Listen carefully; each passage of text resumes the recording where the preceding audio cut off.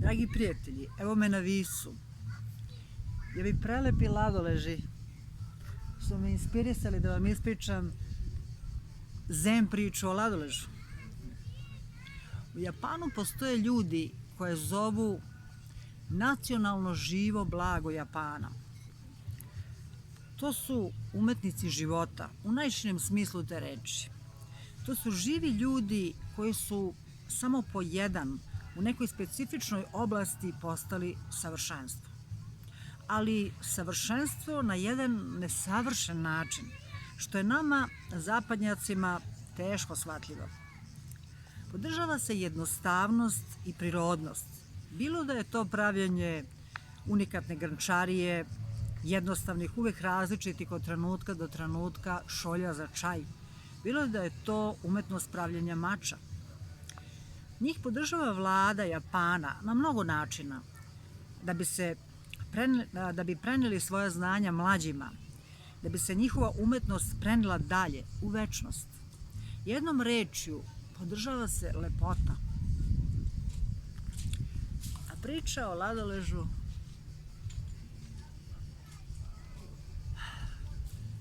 žive u Japanu jedan umetnik bašte.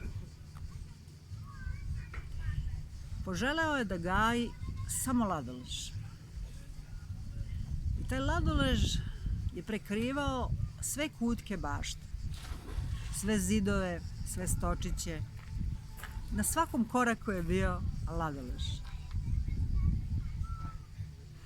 Dolazili su iz celog Japana, iz svih krajeva, da se dive njegovoj bašti i umetnosti gajenja jedne jedine vrste cveta, a na tako specifičan način.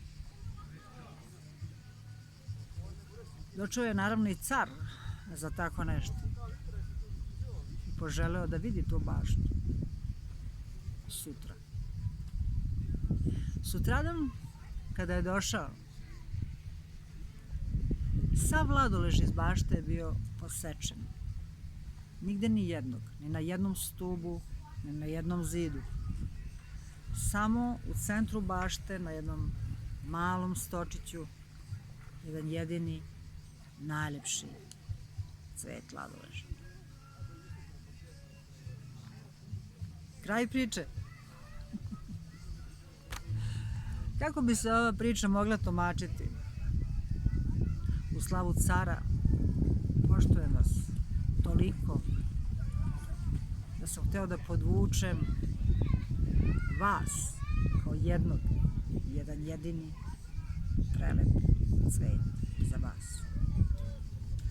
Neki zapadnjak bi ga verovatno, zapadni kralj bi ga verovatno razapeo ili ko zna šta već.